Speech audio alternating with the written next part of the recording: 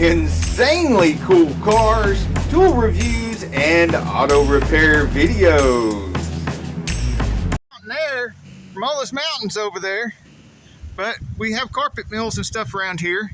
So in order to get some actual clean air when I have the air coming in from the outside, and even when I set it to where there's no air supposed to be coming in from the outside, there still is, and you can smell those carpet chemicals and stuff.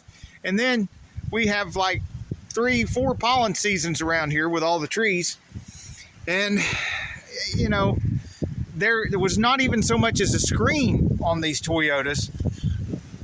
Well, you'll see. I'm about to open all this up, and you can see where I put a screen in there, but there wasn't even a screen before to keep the rats out. Luckily, these push pins right here, you can push on them from the bottom, dislodge them, and get them out of there. If you don't have the kind of calluses I do, I would suggest you use a screwdriver or something, flat blade, or the little plastic trim tool. Wiper blades do have to come off to gain access to the air inlet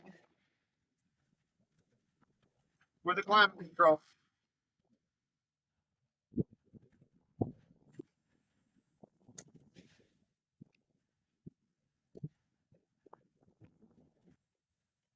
There's little clips all along here need to come loose. You push them back towards the vehicle.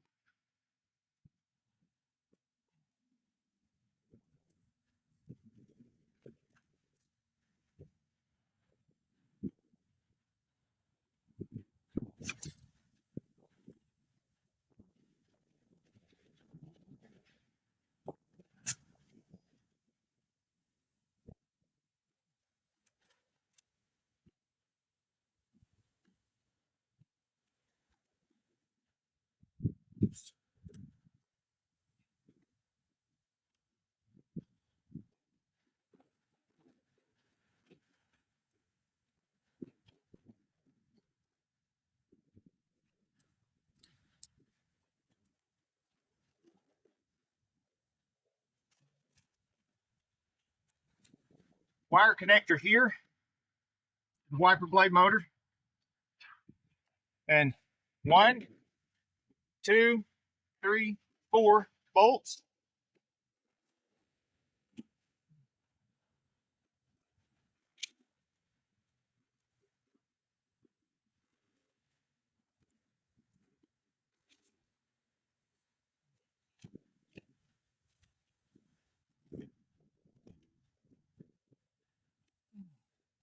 It's got a stop, goes back here.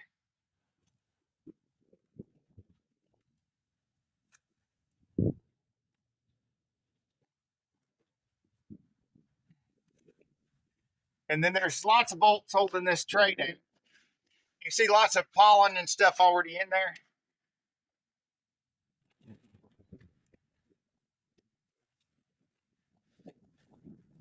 It's a cabin air filter down inside the climate control system.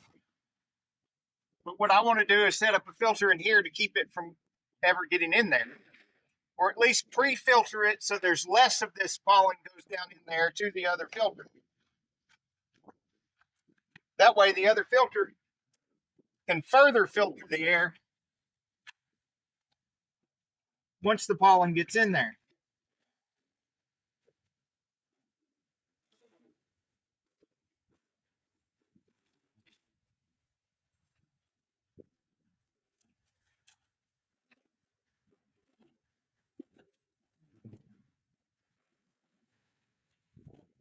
This is just the little Ryobi I'm using.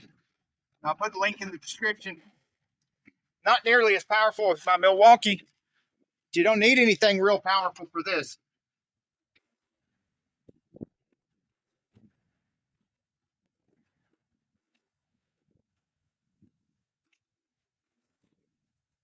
How much power do you need for little tiny bolts like that? Not much. Whew.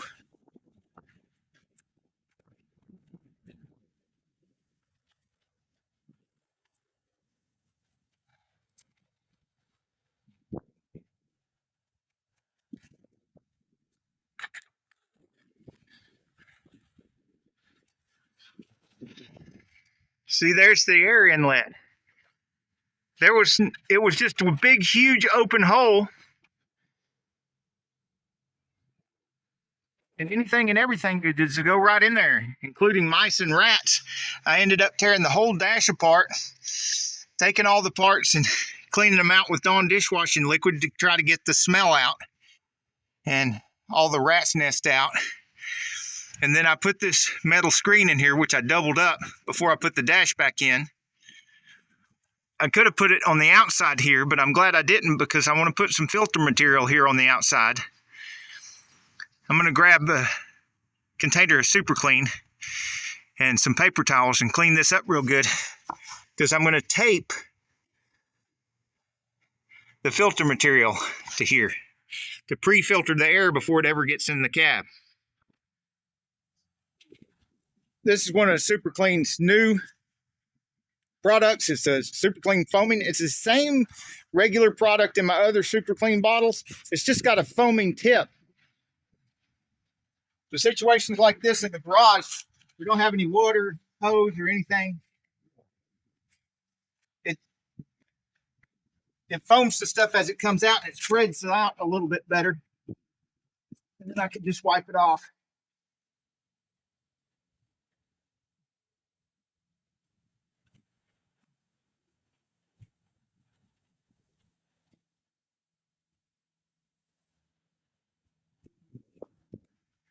See, I got all that crud. That tape would have never stuck to that.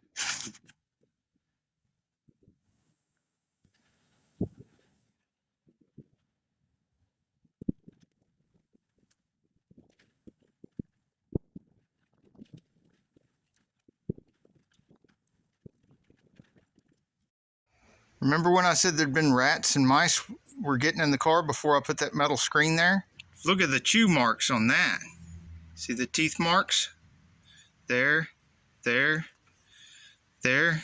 Destructive little animals, aren't they?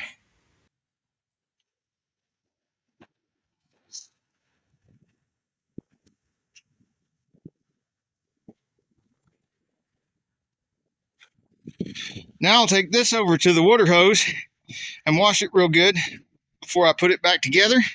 And I'll see you guys in the next video. Thank you for watching and commenting. Please remember to like, subscribe, and comment. Put your questions down below. Until next week, get off the couch, get dirty.